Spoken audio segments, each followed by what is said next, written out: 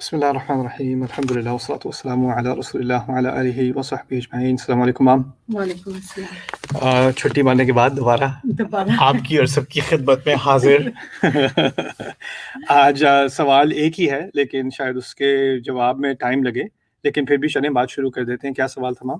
سوال ہے قرآن میں غصے پر قابو رکھنے کی کیا ہدایات ہے؟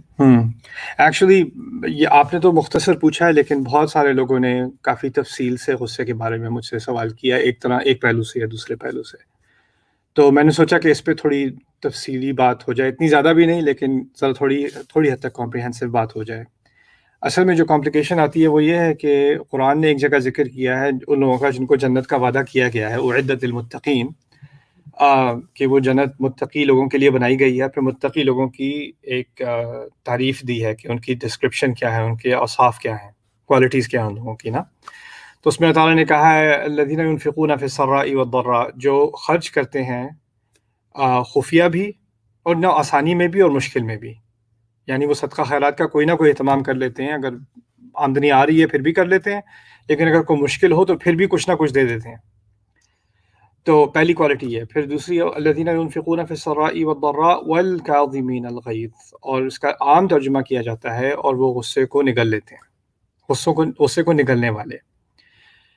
والعافین عن الناس، اور لوگوں سے پیار سے معافی کر دینے والے، لوگوں کو پیار سے معاف کر دینے والے۔ عفو صرف معاف کرنے کو نہیں ہوتا، کیونکہ معاف کرنے میں بھی کبھی کبھی کوئی ہوتا ہے اچھا ٹھیک ہے معاف کیا، یعنی کھچکچاہٹ ہوتی ہے یا دل میں تکلیف پھر بھی رہتی ہے معاف کرنے کے بعد، رائٹ۔ عفو کا لفظ ہے محبت سے معاف کر دینا، معاف بھی نہیں کیا گلے بھی لگا لیا، اس کو احساس بھی نہیں ہونے دیا کہ اب کچھ رہ گیا ہے، دل سے معاف کر دینا۔ تو وہ والعافین عن الناس، تو پہلے تو کہا غصے کو نگل جاتے ہیں، پھر دوسرا کہا محبت سے معاف کرتے ہیں، پھر واللہ یحب المحسنین، اور اللہ جو احسان کرتے ہیں ان سے محبت کرتا ہے۔ تو اس آیت میں اشارہ ہے کہ اگر یہ چیزیں انسان کے اندر آ جائیں تو یہ اللہ تعالیٰ کو بہت ہی پسند ہے، ایسے لوگوں سے وہ خاص محبت کرتا ہے۔ اور پھر یہ بھی نہیں کہا کہ وہ ویسے تو اللہ تعالیٰ تمام مخلوق سے محبت کرتا ہے، لیکن ان کو ایک ٹائٹل دیا محسنین۔ جیسے ہمارے دین میں 3 درجے ہیں، اسلام، پھر اس کے اوپر ایمان، پھر اس کے اوپر احسان، رائٹ۔ سب سے اعلیٰ درجہ اللہ تعالیٰ کے نزدیک احسان کا ہے۔ تو یہاں پر اللہ تعالیٰ نے بات متقیوں سے شروع کی تھی، لیکن اگر ان میں یہ 3 کوالٹیز آ جائیں تو اس بات کی طرف اشارہ کر دیا کہ یہ سب سے اعلیٰ درجے کے ہیں میرے نزدیک۔ تو یہ بہت اونچا سٹینڈرڈ اللہ تعالیٰ نے رکھا ہے اور اس کو ایک اونچا مقام دیا ہے ان لوگوں کو۔ لیکن سوال یہ ہوتا ہے کہ اگر آپ غصے کو نگلے جاؤ تو اندر ہی انسان گھٹتا رہتا ہے، رائٹ، اور وہ اس کو اندر سے کھا جاتا ہے۔ یہاں تک کہ سائیکالوجی اسٹڈیز میں تو اگر کوئی غصے کو میں ابھی اس کے بارے میں ریسرچ بھی پڑھ رہا تھا ریسنٹلی، کہ اگر کوئی غصے کو ایکسپریس نہ کرے یا اندر ہی رکھے اپنے، تو اس سے ایکچولی بلڈ پریشر پہ اثر پڑتا ہے اور ہارمونز پہ اثر پڑتا ہے اور آٹو امیون ڈیزیزز شروع ہو سکتی ہیں، اور بہت قسم کی کمپلیکیشنز آ جاتی ہیں اگر انسان اپنی ایموشنز کو اندر ہی اندر دبائے رکھے، اس کا اظہار نہ کرے، رائٹ۔ تو پھر اس آیت کو اور اس مقصد کو، کیونکہ اللہ تعالیٰ نے جو کچھ ہمیں دیا ہے وہ ہمارے لیے شفا ہے، ٹھیک ہے نا۔ یہ اللہ تعالیٰ نے کہا وَنُنَزِّلُ مِنَ الْقُرْآنِ مَا هُوَ شِفَاءٌ وَرَحْمَةٌ لِّلْمُؤْمِنِينَ، ہم نے قرآن میں سے وہ چیز بھیجی ہے جو شفا ہے اور رحمت ہے مومنوں کے لیے۔ تو اب یہ متضاد بات ہو گئی کہ اگر غصے کو دبایا گیا تو شفا کا اپوزٹ ہے، رائٹ، بیماریاں ہو رہی ہیں لوگوں کو، غصے کو دبائیں گے تو، اور قرآن نے کہا ہے غصے کو دباؤ، تو یہ کیسے شفا ہے؟ تو یہ سوال پیدا ہوتا ہے۔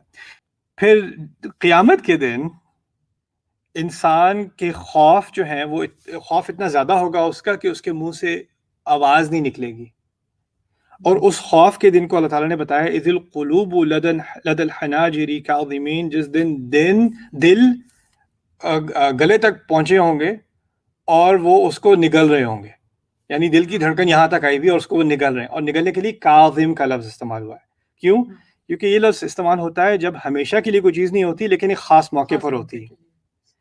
تو یہ بہت اہم ریئلائزیشن ہے کہ اگر کوئی ایسے ہی پڑھے، کیجولی پڑھے کہ اللہ تعالیٰ نے کہا غصے کو جو ہے وہ نگل لو،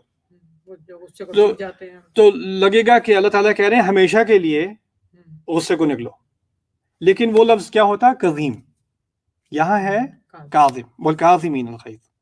اسی طرح اچھا یہ لفظ تھا کاظم، تو اس سے ایک جو اہم درس ہمارے لیے نکلا کہ اس میں واقعی کنٹرول کرنے کی بات ہے، اندر کرنے کی بات ہے، جو چیز باہر آنا چاہ رہی ہے اس کو آپ اندر کر رہے ہیں، لیکن اس آیت میں ایک خاص موقع پر کرنے کا ذکر ہے۔ اس میں ہمیشہ کے لیے اس حالت میں رہنے کا ذکر نہیں ہے کہ آپ ہمیشہ کے لیے اپنے غصے کو اگلے ہوئے بیٹھے ہیں. اب آتے ہیں غصے کی طرف. غصے کے لیے غضب، غیظ اور الفاظ ہیں قرآن میں، حما اور استعمال ہوئے ہیں، لیکن اس لفظ کو دیکھتے ہیں. وَرَدَّ اللَّهُ الَّذِينَ كَفَرُوا بِغَيظِهِمْ غیظ، میرا خیال اردو میں بھی استعمال کرتے ہیں غیظ، غضب، رائٹ، غصے کے لیے. اسی طرح عربوں نے بھی کیا، لیکن ان کے لیے کیونکہ غصے کے بہت سارے الفاظ تھے، انہوں نے اس لفظ کا استعمال کس کے لیے رکھا تھا؟ اشد الغضب وثورتہ، جب غصے کی سب سے شدید حالت ہو نا، جو بالکل آپے سے باہر والا غصہ، اور جو اس کا یعنی وہ بالکل ایکسپلوڈ ہونے کو تیار ہو، اس کو وہ غیظ کہتے ہیں. یعنی ان کے ہاں غیظ غضب ایک چیز نہیں ہے. غیظ آپے سے باہر کر دینے والا غصہ، پاگل کر دینے والا غصہ. وَهُوَ حَرَارَةٌ شَدِيدَةٌ فِي النَّفْسِ وَالْقَلْبِ، اور بہت شدید حرارت ہے جو نفس اور دل کے اندر آ جائے. تو اس لیے اب یہ حدیث سنیں رسول صلی اللہ علیہ وسلم کی، کہتے ہیں مَا مِن جُرْعَةٍ يَتَجَرَّعُهَا الْعَبْدُ خَيْرٌ لَهُ وَأَعْظَمُ أَجْرًا مِن جُرْعَةِ غَيْظٍ فِي اللَّهِ، کہ کوئی بھی چیز جو اللہ تعالیٰ کے بندے نے کبھی نگلی ہو، وہ اس سے بہتر نہیں ہو سکتی یا اس سے عظیم نہیں ہو سکتی اجر کے اعتبار سے، سوائے اس غیظ کے جو اس نے اللہ تعالیٰ کی خاطر نگل لیا. یعنی غیظ کو نگلنا سب سے اعلیٰ چیز جو آپ نے کبھی نگلی ہو زندگی میں، جس کا آپ کو اتنا بڑا اجر ملا، وہ غیظ ہے آپ کا. اب اس آیت کے بارے میں آتے ہیں. اللہ تعالیٰ نے فرمایا اس میں پہلے والذین ينفقون فی السراء والضراء، جو لوگ آسانی ہو یا مشکل ہو خرچ کرتے ہیں. کیسے لوگوں کے بارے میں بات کی جا رہی ہے؟ جو ہمیشہ دوسروں کا خیال رکھتے ہیں. آیات کا بھی ایک تناسب ہوتا ہے، الفاظ ہم ایک تعبیر کو لے کے باقی آیت کو نہیں بھول سکتے. جنت کے لوگوں کی بات ہو رہی ہے، اور پہلی کوالٹی کیا ہے کہ وہ دوسروں کا خیال رکھتے ہیں، یہاں تک کہ کبھی اپنے اوپر بھی مشکل آ جائے پھر بھی دوسروں کا خیال رکھتے ہیں. اب جو ہمیشہ دوسروں کا خیال رکھ رہا ہے اس کے ساتھ بدتمیزی کی جا رہی ہے، یا دوسروں کا خیال رکھ رہا ہے اس کے ساتھ زیادتی کی جا رہی ہے، تو پھر کیونکہ وہ ویسے بھی ایسے لوگ جو ہوتے ہیں ان میں جنراسٹی زیادہ ہوتی ہے، ان میں صبر بھی زیادہ ہوتا ہے. جو لوگ دوسروں کا خیال کرتے ہیں نا، کیونکہ وہ اس پرسنالٹی کے لیے غصے پہ کنٹرول ایک کوالٹی اس کے ساتھ آتی ہے. جس میں غصہ جلدی بھڑکتا ہے نا، وہ دوسروں کا خیال نہیں کر سکتا، کیونکہ دوسرے ہمیشہ ایسے نہیں ہوتے کہ وہ شکر گزار ہوتے ہیں آپ کا خیال کرنے پہ، بلکہ آپ جس کا خیال کر رہے ہوگے وہ بھی آپ کے ساتھ زیادتی کرتا ہے، رائٹ. اور عربی میں کہاوت ہے خیر الحالبین تنطحینا، وہ گائے کے بارے میں انہوں نے محاورہ نکالا ہے کہ گائے جو ہے اس کو جب دودھ نکالتے ہیں تو سارے بہت شدید یعنی وائلنٹ نکالتے ہیں، بے رحمی سے نکالتے ہیں. تو بس ایک ہی ہے لڑکا جو اس کو پیار سے اس کا دودھ نکالتا ہے، تو اب اس کو وہ سر مارنے لگتی ہے، تو کہتے ہیں میں تو وہ جو ٹھیک کرتا ہے. تو یہ ایکسپریشن بڑی ایکچولی ایکوریٹ ہے، کیونکہ لوگ کیا ہوتا کیا ہے زندگی میں کہ کچھ لوگ جو ہیں ان کے ساتھ بہت زیادتی کی جاتی ہے، اور ان کو غصہ ہوتا ہے پہلے شخص پہ، دوسرے شخص پہ، تیسرے شخص پہ، چوتھے شخص پہ، پھر پانچواں شخص وہ واحد شخص ہے جو اس کو ٹھیک طرح ٹریٹ کرتا ہے. ٹھیک ہے نا؟ اب وہ پہلے چار سے تو ڈرتا ہے، یا پہلے چار کے آگے منہ نہیں کھول سکا یا منہ نہیں کھول سکی. جس نے ٹھیک ٹریٹ کیا نا، اس پہ تو اس نے وہ غصہ اتارنا ہے.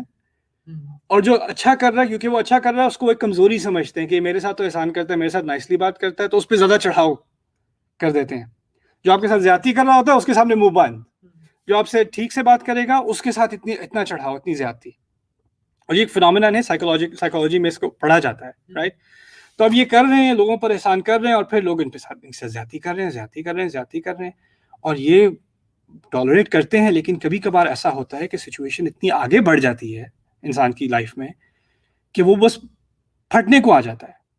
اور کیونکہ اللہ تعالیٰ نے اس کا اس کانٹیکس میں ذکر کیا، اس سے ایک تو یہ جنرلی ہے کہ ہمیں غصے کو سوالو کرنا ہے، لیکن کچھ صورتحال ایسی ہوتی ہے کہ کیسے ہو سکتا ہے کہ انسان کے منہ سے یہ بات نکل آئے، تم مجھے ایسے ٹریٹ کر دو یا میرے بارے میں ایسے بات کر دو، اور وہ اس کا ٹیمپریچر اتنا اونچا ہو جاتا ہے کہ وہ پھٹنے کو تیار ہو جاتا ہے. اور اس میں ایک جسٹیفیکیشن بھی ہے کہ یہ میرے ساتھ زیادتی ہو رہی ہے، رائٹ. اس موقع پر اللہ تعالیٰ کہتا ہے اگر اس موقع پر تم اس غصے کو قابو کر لو. یہاں تک کہ کچھ نے تو نکالنے کی کوشش کی، کیونکہ اس کا تعلق مختلف پانی کے چینل سے تھا نا، کہ اس وقت اس غصے کو برے الفاظ یا اونچی آواز سے چینل کرنے کے بجائے اس کو کسی اور طرف، اس پانی کو کسی اور طرف لے جا کے کسی اور طریقے سے نکال لو.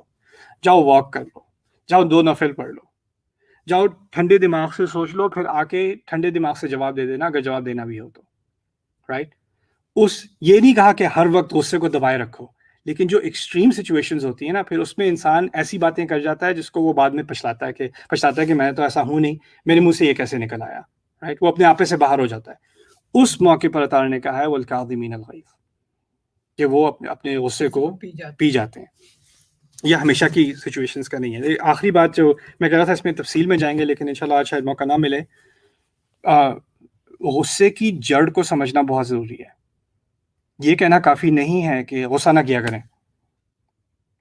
کیسے نہ کیا کریں؟ اگر دیکھیں، اگر کوئی پودا ہے اور اس میں کوئی کیڑا لگ گیا ہے یا کوئی اس میں کوئی بیماری آ گئی ہے، جب تک آپ بیماری کو ایڈریس نہیں کریں گے تو اگر پتے اس کے خراب نکل رہے ہیں تو پتوں کو آپ کاٹتے رہیں، وہ دوبارہ خراب پتا نکلے، کیونکہ آپ نے اصل مسئلے کو حل نہیں کیا. تو ایک طرف تو یہ اللہ تعالیٰ نے کہا ہے کہ اس کو نگلتے ہیں، لیکن ہم میں یہ صلاحیت ہے انسانوں میں کہ ہم سیکھیں کہ یہ غصہ آ کہاں سے رہا ہے، بار بار کیوں آتا ہے، کیسے آتا ہے، اس کی جڑ کیا ہے، اس کی جڑ کو میں کیسے کاٹوں تاکہ بار بار یہ سین نہ بنے، یہ سچویشن نہ بنے میرے لیے نا. اور غصے کی غصے کے کچھ پہلو ایسے ہیں یا کچھ طرح کا غصہ ایسا ہے جو ایکچولی اچھی چیز ہے. غصہ اللہ تعالیٰ نے انسان کے اندر ڈالا ہے کیونکہ ہمارے نیچرل میکینزمز میں سے اداسی اللہ تعالیٰ نے ہمارے اندر ڈالی ہے، خوشی ڈالی ہے، خوف ڈالا ہے، غصہ ڈالا ہے. دیکھیں اگر کوئی زیادتی ہو رہی ہو اور مجھے غصہ نہ آئے تو یہ تو کوئی خرابی ہے. غصہ آنا تو، بلکہ دنیا میں جو انصاف کی تحریکیں ہوتی ہیں یا پولیٹیکل چینجز آتی ہیں بہتری کے لیے، یا پروٹیسٹ ہوتے ہیں اسٹوڈنٹس کے رائٹس کے، یا وہ غصے پہ ہی ہوتے ہیں نا. اور کبھی کبھی دنیا میں بہت اچھی تبدیلی صرف غصے کی وجہ سے آتی ہے. تو غصہ بائی اٹ سیلف کوئی بری چیز نہیں ہے. یہاں تک کہ کچھ مقامات پر تو رسول صلی اللہ علیہ وسلم کو بھی غصہ آیا تھا، ان کو بھی آیا تھا. تو یہ چیز in and of it self اپنے طور پہ ہم یہ نہیں کہہ سکتے کہ غصہ بہت غلط چیز ہے. غلط طرح کا غصہ غلط چیز ہے. غصے کے کئی ڈیمینڈ، ایک تو ہے صحیح طریقے کا غصہ، پھر اور ہیں کہ ہر چیز پہ غصہ. یہ چائے یہاں پہ کیوں رکھی ہے، دروازہ پھر کھلا چھوڑ کے ہر چھوٹی چھوٹی بات پہ بھڑکنا، رائٹ. وہ کاظمین والی بات ہی نہیں آتی. کاظمین تو ایک اسپیشل اوکیزن ہوتا ہے، یہ تو سارا وقت غصے میں رہتے ہیں. تو اس کو ایڈریس کرنا کہ یہ کہاں سے آ رہا ہے. اس کا اصل تعلق چائے کی چینی سے نہیں ہے، یا دروازے کے کھلے ہونے سے نہیں ہے، یا ٹوائلٹ سے، یا والیوم سے نہیں ہے، یا ٹی وی کھلا چھوڑ دیا اس سے نہیں ہے. ان چیزوں سے اس کا اصل تعلق نہیں ہے. اس کی کوئی اور جڑ ہے جس کو ایڈریس نہیں کیا جا رہا، رائٹ. پھر اور غصہ ہوتا ہے کہ کچھ لوگ بہت بہت خوش اور کام اور ریلیکس، لیکن ایک دم سے کچھ اور ہی بن جاتے ہیں.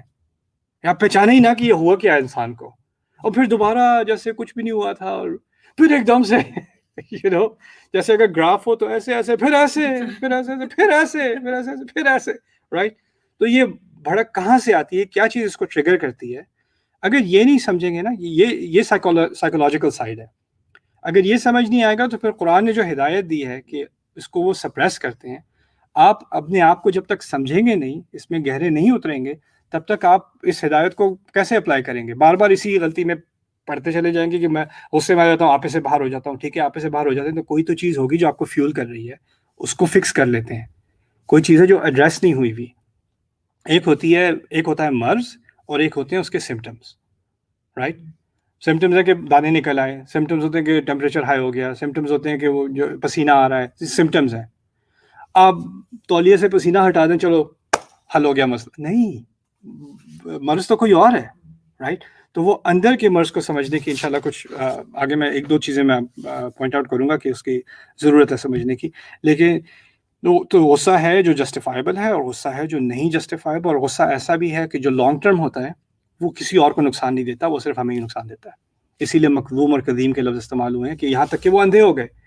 اللہ تعالیٰ نے ہمیں بتایا کہ وہ اداسی ان کو اندر سے کھا گئی، رائٹ. ان کی جسمانی صحت پہ اثر پڑنے لگا. تو یہ ایسی چیز ہے جس کو ہمیں سمجھنے کی ضرورت ہے، اور انشاءاللہ اللہ تعالیٰ کی ہدایت لینے کی ضرورت ہے. اس میں اس آیت میں اس کے بارے میں کہ ہم نہ صرف کیسے اس کو کنٹرول کریں، بلکہ اس کو ہمیشہ کے لیے اس طرح اپنے درجے، نارمل درجے کے اندر ہی رکھیں، اس کی طرف بھی اشارات ہیں. ان پہ انشاءاللہ بعد میں بات ہوگی. کوئی سوال ہے آپ کے ذہن میں؟ اس پہ ابھی اور بات کریں گے، مجھے لگتا ہے کہ اس پہ اور بات کرنے کی ضرورت ہے. یا اس کی روٹس پہ تو اور بات کرنے کی ضرورت ہے. جی انشاءاللہ پھر اگلی سیٹنگ میں بات کرتے ہیں. بارک اللہ لی و لکم. السلام علیکم ورحمۃ اللہ تعالی وبرکاتہ.